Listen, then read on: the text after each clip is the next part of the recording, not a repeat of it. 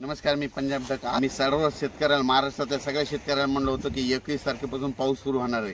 खरं तर कालच राज्यामध्ये पाऊस सुरू झाला आणि परत मग हे सांगण्यासाठी कशामुळे फोन आपला मेसेज केला, कारण की 21 सप्टेंबरच्या आत तुम्ही तुमचं सोयाबीन काढून घ्या.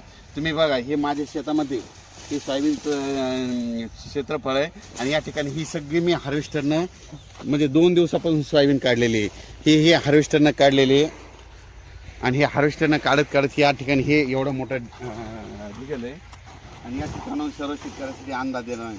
सर्व शेतकऱ्याला सांगितलं की शेतकऱ्यांनो, तुम्ही काय करा, आज पण दुपारपर्यंत तुम्ही तुमचं सोयाबीन असेल ना झाकून ठेवा, कारण की आज दुपारनंतर पाऊस येणार आहे. राज्यात सांगायचं झालं तर म्हणजे 21 तारखेपासून ते 2 ऑक्टोबरपर्यंत राज्यात खूप मोठा पाऊस पडणार आहे. म्हणून हा अंदाज लक्षात घ्यायचा. तो पाऊस तुम्हाला एक सांगतो, महाराष्ट्रामध्ये 42,000 गाव आहेत, तर प्रत्येक गावाला ह्यामध्ये 2 तारखेपर्यंत 2 ऑक्टोबरपर्यंत 3दा पाऊस येऊन जाणार आहे. म्हणून हा अंदाज लक्षात घ्यायचा. परत सर्व शेतकऱ्याला सांगू इच्छितो की राज्यामध्ये काय झालं की आता मध्ये कालच पूर्व विदर्भाकडे पाऊस सुरू झाला. आज नांदेड, लातूर या भागाकडे, सोलापूर या भागाकडे जरा चांगला पाऊस सुरू होईल. त्याच्यानंतर दुपारनंतर आणखी बऱ्याच भाग, राज्यातला भरपूर भाग कव्हर करेल. पण रात्रीच्याला मात्र बऱ्याच ठिकाणी असा पाऊस चालू झालेला दिसेल.